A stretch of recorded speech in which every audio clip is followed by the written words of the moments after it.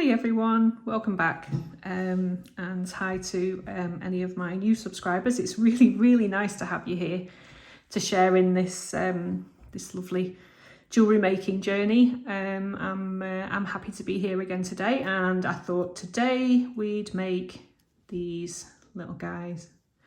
These are really cute little earrings, very simply made, as you can see, with the beads and just a little bit of simple wrapping. And I know you're going to be able to do these even if you're a bare beginner.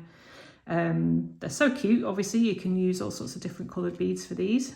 These are little amethyst ones, as you can see. We have some quartz and some agates. You can use anything you like, really, but for this particular tutorial I'll be going through the exact sizes and dimensions and doing a step-by-step so that you can follow along when you make your own. You can stop the video as you're going along and we can make them together. So I hope you enjoy this tutorial. So let's have a look at what we need. Okay, so as usual, we're going to need some wire. I tend to like to use 1mm copper wire for a lot of my projects. It saves you from buying all sorts of different sizes and gauges of wire. You know, if you're starting out afresh as a beginner, having a couple of different gauges of wire to make all sorts of different projects is a good idea. So today, 1mm. You're also going to need some 0.4mm copper wire for the wrapping of the bead. Now again, like with my other tutorials, I'll pop the gauge equivalent in the description box, because living in the UK we tend to go by the millimetre size, so I'll just need to double check that I'm getting your gauge size right for you guys in the States and other places. And for the ear wires, you're going to need 0.8mm, which is a perfect diameter for ear wires. They fit in pretty much most people's piercing holes, if you will. Okay, so that's your wires. You're going to need some flush cutters, as usual, to cut your wire. You're going to need some chain nose pliers, whichever ones suit you best. As usual, I like to use my 6-step bail making pliers because, as you know, as I've said in my previous tutorials, I do like the way that it makes all of the hoops and the loops consistent and neat. And I like consistency and neatness. And if you don't have those, a decent pair of round nose pliers is great. You're also going to need your basic ruler as usual, just so that we can measure out our lengths for our components. And you're going to need a couple of 8mm beads. I think these ones are just agate, and I just like the greenness of these. I love green, so we're going to be using these guys today. Okay, so let's clear everything away and we'll get started. Okay, so to make these little guys, if you can see the shape here, we're going to be using the same hoop link that I made in a previous tutorial, but this is just actually going to be a smaller version of that, and we're not going to hammer it. So I'll pop a link up here, giving you the very simple step-by-step instruction as to how to make this particular component here. I'll go through it here as well, but if you wanted a really in-depth step-by-step, then I'll link that for you. Okay, so we're going to be obviously making two of these components today. So the first thing you need to do is to measure out your wire, which is your 1mm wire. So you're going to need 6cm lengths of this for each of your two components. Okay, so measure out 2 lengths of 6cm. So it's one of those pieces of jewellery that doesn't actually take an awful lot of wire, so you can make quite a few of these and gift them. which are quite sweet little gifts for people, especially if you don't know someone's wrist size or how long they like the necklaces, that kind of thing. Okay, so take your first piece of wire. Come in with your bail making pliers, and for this we're going to be using the largest step to make this round hoop here. So using your pliers, you want to find the center point, which is around about here. Okay, you then need to bend your wires and cross them over nice and firmly and gently until they cross over like so. Okay, which gives you this shape. Now if you bring your bead in at this particular point, you'll be able to see that that's perfect to sit inside it. Okay, so you then need to bring in your chain nose, and just where the wires cross, pop the tip of your chain nose in, and you want to be bending so these two go up in one direction. So you bend, flip it over, and just where the wires cross, bend them upwards. So you get this, okay? If they splay out too much, you can just go in and just give them a little bit of a tweak so that they're completely parallel, like so. Okay. Now then, for me, I like to measure these out first. So I know that this section here, you need to have it 1 centimetre in length. I'll show you what I mean. So you bring in your ruler, and from the base of where the circle starts, like so, you need to measure around about 1 centimetre and cut both of your wires so that you get this. Okay, so this is where we start to do our little bit of weaving. Okay, so we've made our little hoop component. This is the part now where we attach the bead. Okay, so this is where you bring in a length of your 0.4mm copper wire. Just cut a length, I don't know, maybe about 13-14 centimetres, 5.5 inches, something like that. It just gives you plenty of scope and plenty of room for manoeuvre. So you want to attach the wire to this side of the hoop first. The best way to do this, I find, when you're attaching a bead, is to have the wire coming over the top. So you want to make sure that it's over the top on both sides.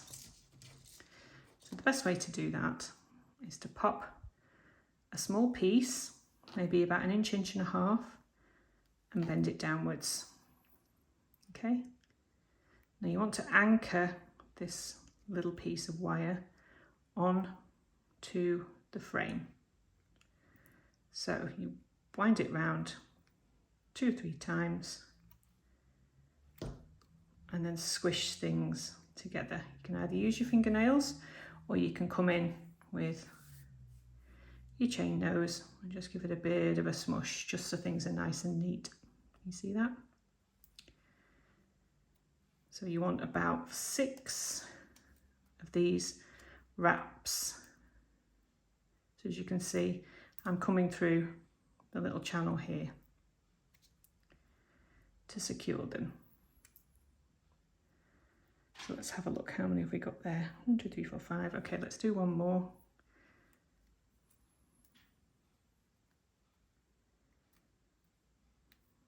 Okay, so pull nice and neatly. Keep that little tail out of the way.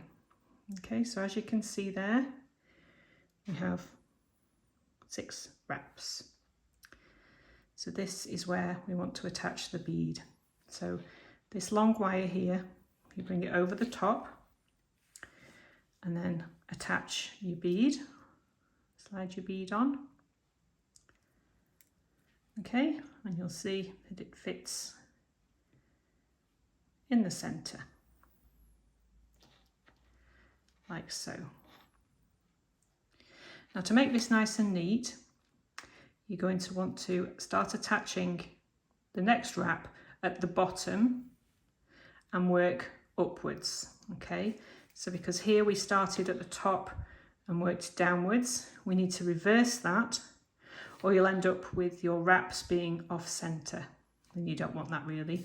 You want them to be, as you can see, nice and neat, starting at the top, working down, starting at the bottom, working up. Okay, so you just reverse what you've just done. So slot your bead into place. This part here just involves you taking the piece within your fingers, keeping it nice and secure and not wibbling around a little bit. Okay, so if you run your fingers down your wire gently, you'll find you get a bit of a hoop, a bit of a curve on it, which is what you want. Because what you want to do is to come up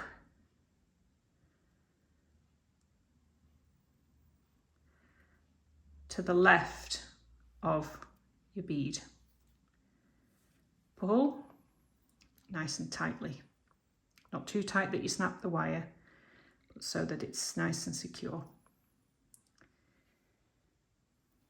Okay, and again, bend underneath, pull, and if it snaps out of place, either use your fingernails or come in with your chain nose just to give it a smush, and then over the top again.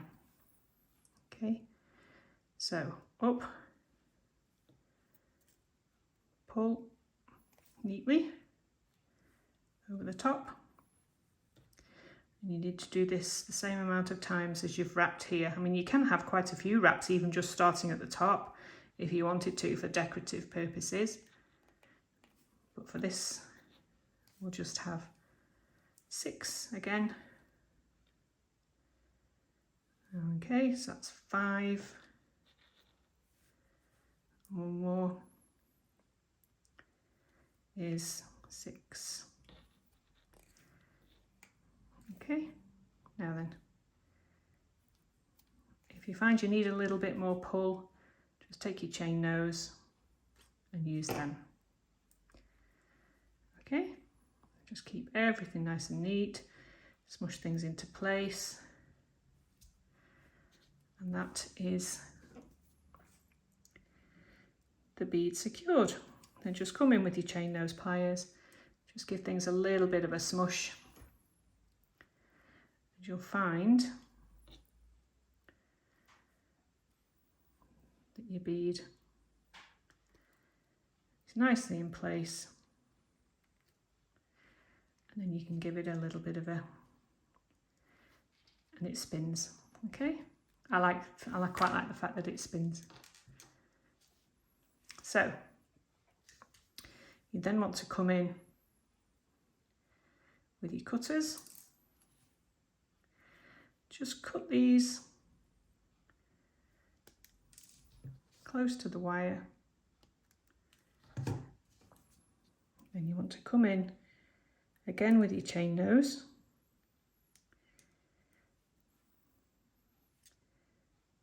and give just the little sharp ends a smush, just to get them out of the way. Difficult to do whilst I'm working with the camera. Be easier for you to do when you're actually looking directly at your component. Excuse me, I'm actually looking through a camera lens, so it's, there we go. So that's your first one done. So you can see that it looks very similar.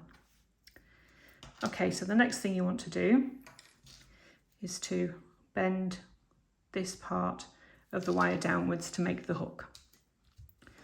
So for this, you come in with your chain nose, ensuring that these two guys are at the top, not underneath. These two bottom wires, as you can see, and you want to bend your component downwards a little so you get this shape.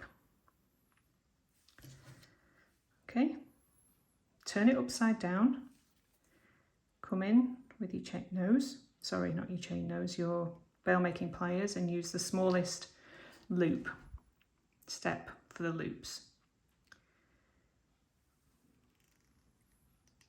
Using your wrist motion,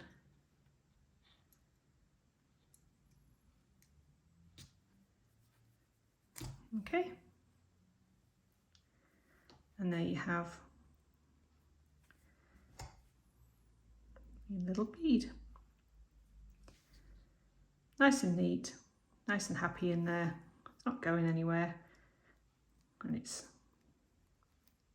you see? There we go.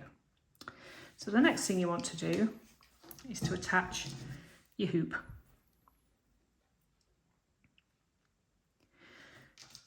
So you're going to need a little jump ring.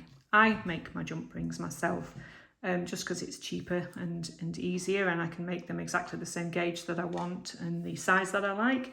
But you can actually buy copper jump rings. Certainly for you guys in the States, you have some really, really good online stores.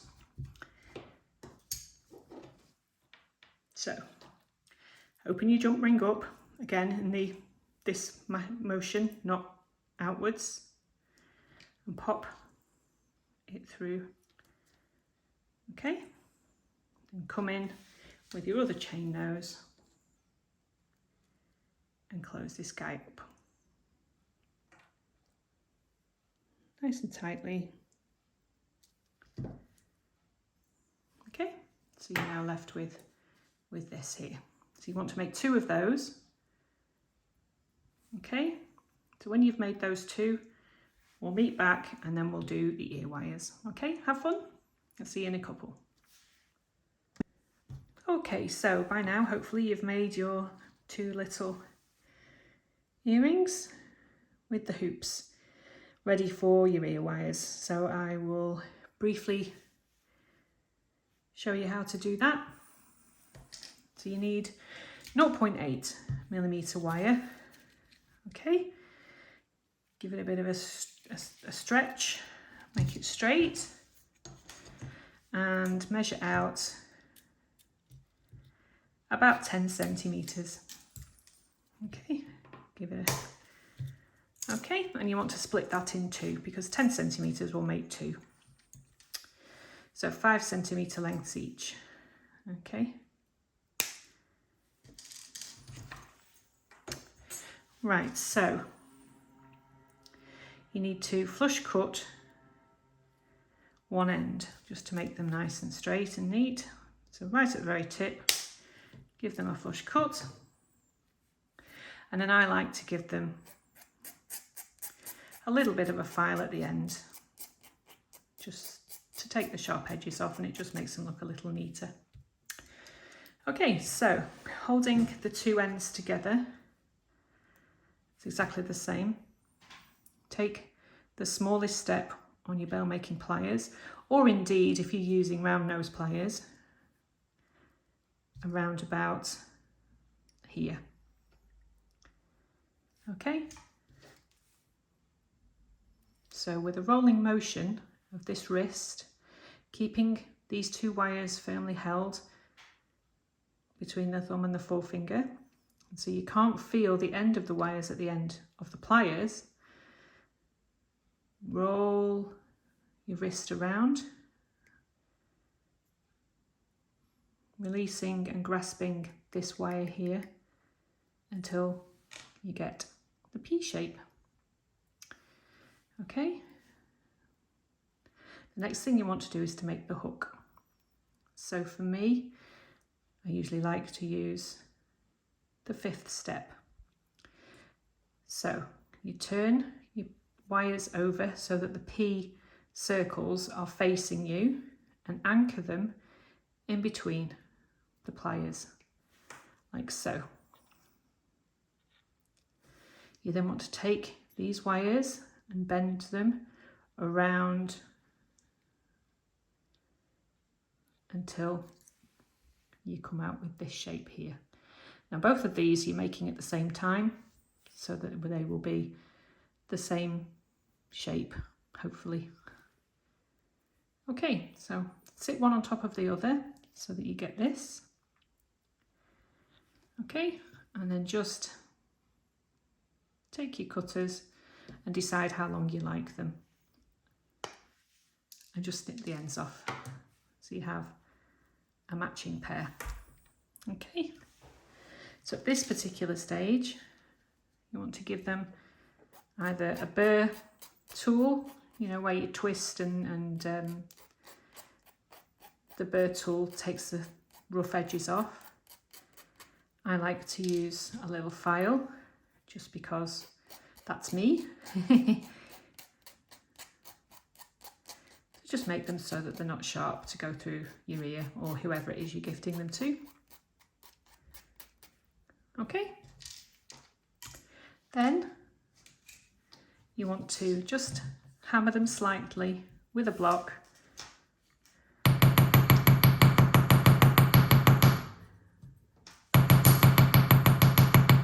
Which just strengthens this part a little bit,